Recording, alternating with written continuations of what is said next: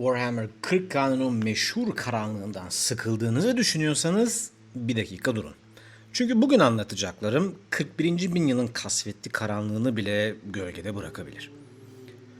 Bir düşünün.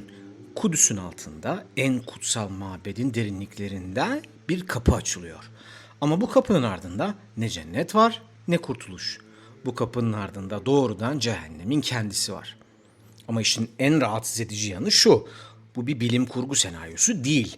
Bu bizim tarihimiz. 1099'da başlıyor ve sonrasında geri dönüşü olmayacak biçimde korkunç bir şekilde bizimkinden ayrılıyor. Ben Deniz bugüne kadar size hep Imperium'un dosyalarını açtım. Ama bu sefer Engizisyon Disiplin Kurulu'nun gözlerini üzerimden uzaklaştırmak adına sizleri farklı bir aleme taşıyacağım. Trench Crusade evrenine hoş geldiniz. Biliyor muydunuz bugün sizlere anlatacağım evren benim bildiğime uzak geleceğin kasvetli karanlığından değil. İmparatorun sevgili tebaası, itiraf edeyim. Bu sefer kendi muacir alanımın dışında bambaşka bir kabusa adım atıyorum. Adı Trench Crusade ve size söz veriyorum 40K'nın Grimdark dediği o karanlığı fazlasıyla sevenler için burası tam bir keyif, keşif karışımı olacak. Çünkü Trench Crusade dini dehşeti, Birinci Dünya Savaşı'nın çamurlu cehennemini ve kozmik korkuyu tek bir potada eritmeyi başarıyor. Bu bir 101 videosu. Yani sıfırdan başlayanlar için bu evren nedir, nereden çıktı, temel taşları neler hepsini 10-15 dakikada ama Engizitör titizliğimden ödün vermeksizin önünüze sereceğim.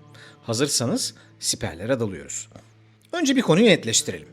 Bu evrenin kim tarafından yaratıldığı, neye benzediğini de az çok anlatıyor. Trench Crusade bir masaüstü savaş oyunu ve onun etrafında büyüyen bir Grimdark korku evreni. Bu arada Grimdark masaüstü oyunları nedense Crusade kavramını çok seviyor. Bir ara bu konuya da eğileyim diyorum. Hemfikiryseniz bunu yorumlarda belirtin. Trench Crusade'in arkasındaki isimlere bakınca ise neden bu kadar hızlı popülerleştirdiğini anlayabiliyorsunuz. Fikrin babası Mike Francina adlı bir korku sanatçısı. Daha önce Magic the Gathering ve Diablo 4 gibi projelerde çalışmış bir illüstratör. Yanına da bir efsane katılmış. Tuomas Pirinen. Bu ismi Warhammer dünyasından tanıyanlar olabilir. Çünkü kendisi eski bir Games Workshop tasarımcısı ve Mordheim denen o kült oyunun baş tasarımcısı. Bir de heykeltıraş James Sheriff var işin içerisinde. Yani kısaca eski tabletop ve Warhammer beyinleri kendi bağımsız evrenlerini kurmuşlar. 2016'da Francina'nın kafasında bir sanat projesi olarak doğmuş olan fikir, sonrasında 2022'de Kickstarter'la minyatürlere dönüşmüş ve bugün tam teşekküllü bir masaüstü oyun haline gelmiş. Oyunun kural kitabı da ücretsiz dağıtılıyor ki bu topluluğun bu kadar hızlı büyümesinin sebeplerinden bir tanesi. İşte bu yüzden son 2 yılda hem masaüstü oyuncuları hem minyatür boyacıları hem de korku hayranları arasında bir yangın gibi yayıldı Trench Crusade.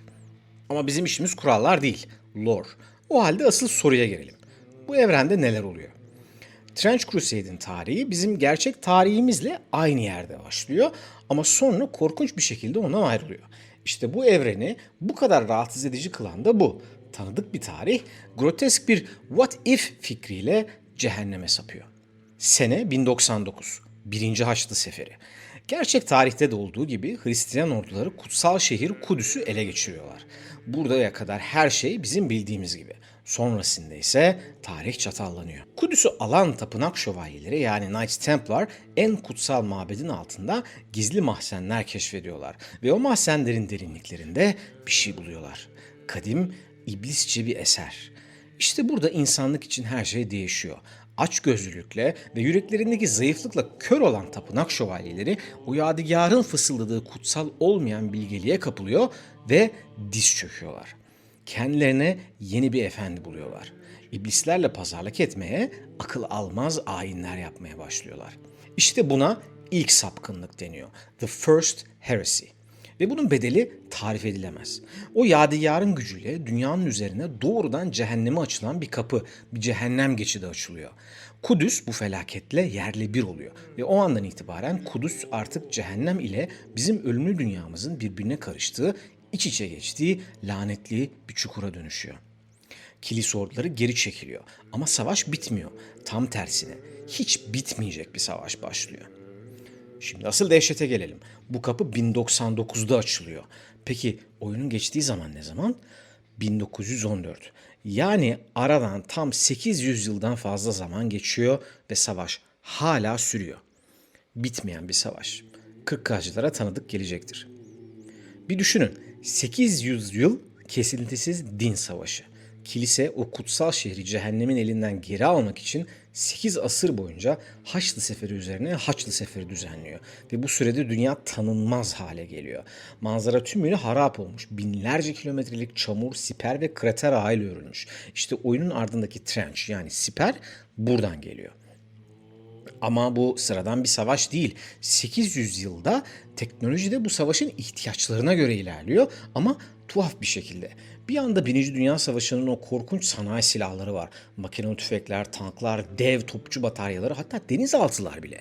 Diğer yanda ise her iki tarafta öyle güçlü doğaüstü varlıklar çağırıyor ki bunların karşısında durmak neredeyse imkansız.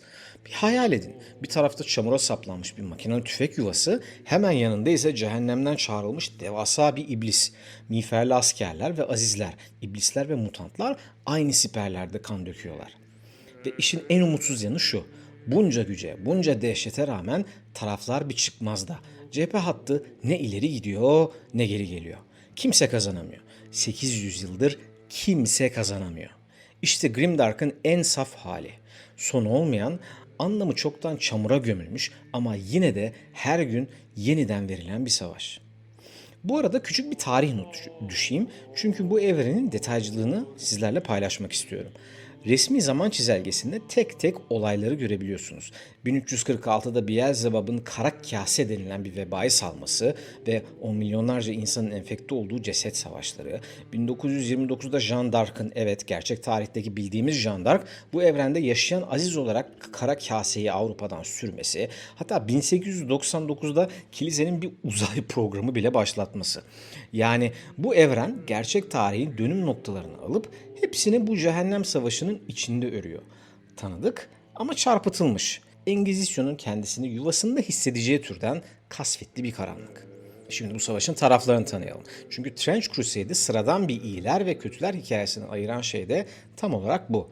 Tıpkı 41. bin yılın kasvetli karanlığında olduğu gibi burada da kimse temiz değil. Her güç ya ahlaki olarak lekeli, ya ruhen yaralı ya da manen çürümüş durumda. İlk olarak imanın gücü yani cennetin tarafı. Bunun kalbinde New Antioch, yeni Antakya var. Eski Antakya yıkıldıktan sonra inşa edilen o devasa surlarla çevrili kale şehir, cehenneme karşı direnişin başkenti haline geliyor. Burada kilisenin orduları, azizleri ve komünikant denen o insanüstü savaşçıları topluyor. Ama dikkat edin, bu taraf kahraman da olsa aynı zamanda baskıcı, acımasız ve fanatik. Cennet burada kahramanca olduğu kadar zalim de. Yine tanıdık gelecektir. İkinci olarak meşhur Trench Pilgrims, siper hacıları. Bunlar belki bu evrenin en ikonik yüzü. Çılgına dönmüş, kendini imana adamış, bedenlerini işkence ve çile aletleriyle donatmış fanatik hacılar. Zırh yerine iman, silah yerine kutsal öfke taşıyorlar. Görüntüleri bile tüyler ürpertici. Vücutlarına sarılmış dikenli teller, kanlı bandajlar, dua kitapları ve ilkel silahlarla cehenneme yürüyen bir insan seli. Üçüncü olarak cehennemin tarafı Heretic Legions, sapkın lejyonlar. İlk sapkınlıktan bu yana cehenneme hizmet edenler bunlar. Ama burada çok önemli bir ayrıntı var. Bu evrende cehennem aptal ve kaba bir kötülük değil. Tam tersine cehennem politik olarak son derece sofistike, örgütlü, hatta kendi bilim insanlarına ve teknolojisine sahip. İblisler burada birer general, birer soylu, birer stratejist. Korkunç ama zeki bir düşman. Dördüncü olarak ki bu ilginizi çekebilir, Sultanate of the Iron Wall yani Demir Duvar Sultanlığı. İslami tarafların birleşmesiyle kurulan, cehenneme karşı kendi cephesini tutan bir güç. Resmi lorda İskender'in Demir Duvarı gibi tarihi ve mitolojik göndermelerle bezeli bir taraf bu. Yani bu savaş sadece Hristiyan kilisesiyle cehennem arasında değil, insanlığın farklı inançları da kendi cephelerinde bu dehşete ortak oluyorlar, bu dehşete karşı direniyorlar. Ve son olarak en iğrençlerinden bir tanesi The Black Grail, yani kara kase. O vebanın, o ceset savaşlarının gücü. Enfekte olmuş, mutasyona uğramış, hastalığın ta kendisini bir silaha dönüştürmüş metastatik bir dehşet ordusu. Bunların yanında bir de bedeni korkunç şekillerde dönüştürmeyi bir tür alışkanlık, bir tür yücelme olarak gören taraflar var.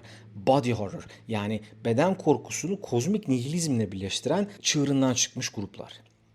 Gördüğünüz gibi burada net bir iyi taraf yok. Cennet baskıcı, cehennem kurnaz ve arada kalan herkes bir şekilde lekelenmiş. İşte Trench Crusade'in kalbindeki felsefe de bu. İnsanlığın çöküşünün tek bir yolu yok.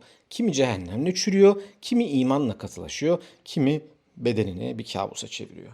Peki bu evren neden bu kadar hızlı bir hayran kitlesi topladı?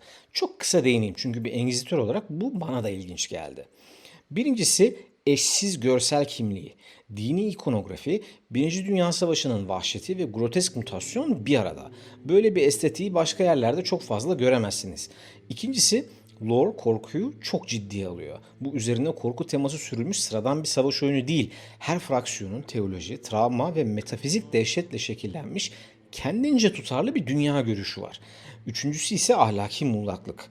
Kolay kahramanlar ve kolay kötüler yok. Herkes bir çıkmazın içinde. Herkes tercihler yapmak ve bu tercihlerin sonuçlarıyla yaşamak zorunda. Dördüncüsü çok pratik bir sebep. Oyunun kuralları ücretsiz arkadaşlar ve istediğiniz minyatürlerle oyunu oynayabiliyorsunuz. Hatta oyunun yaratıcıları kit bashing olsun, farklı figürler kullanılması olsun, oyuna erişimi herkes için kolay bir hale getirebilmek için samimi bir çaba gösteriyor. Yani giriş kapısı ardına kadar açık. İşte sizlere Trench Crusade'in 101'i. 1099'da Kudüs'ün altında açılan bir cehennem kapısı, 800 yıllık bitmeyen bir din savaşı, çamura gömülmüş siperlerde iblislerle azizlerin, tanklarla mucizelerin çarpıştığı bir kabus, bir karabasan. Ve içinde tek bir temiz taraf bulamayacağınız, herkesin bir şekilde lanetlendiği bir evren. 40K'nın karanlığını sevenler için burası tanıdık gelecek ama kısmen de yepyeni bir cehennem. Şimdi size sormak istediğim şu. Geçtiği tarih dışında bu evreni Imperium'dan, yani 40K'dan ayıran şey sizlerce nedir? Trench Crusade'in o gerçek tarihe saplanmış cehennem yaklaşımı mı daha ürkütücü, yoksa 40K'nın o uçsuz bucaksız galaktik ölçeği mi? Ve dürüst olun, bu evreni daha derinlemesine anlatmamı, tarafları, olayları ve kahramanları tek tek ele almamı ister misiniz? Çünkü açıkçası bu siperlerde bence kazacak çok şey var. Yorumlarda söyleyin, yeter ki isteyin. Her zaman olduğu gibi videoyu beğenmeyi, yorum yapmayı ve bu yeni karanlığı merak edecek dostlarınızla paylaşmayı lütfen unutmayın. Kanala henüz abone ya da üye olmadıysanız o kapıyı, yani cehennem kapısını değil abone kapısını bir an önce aralayın derim. Bir sonraki sırda görüşmek üzere. Bu sefer imparator korur demeyeceğim çünkü imperiumda değiliz.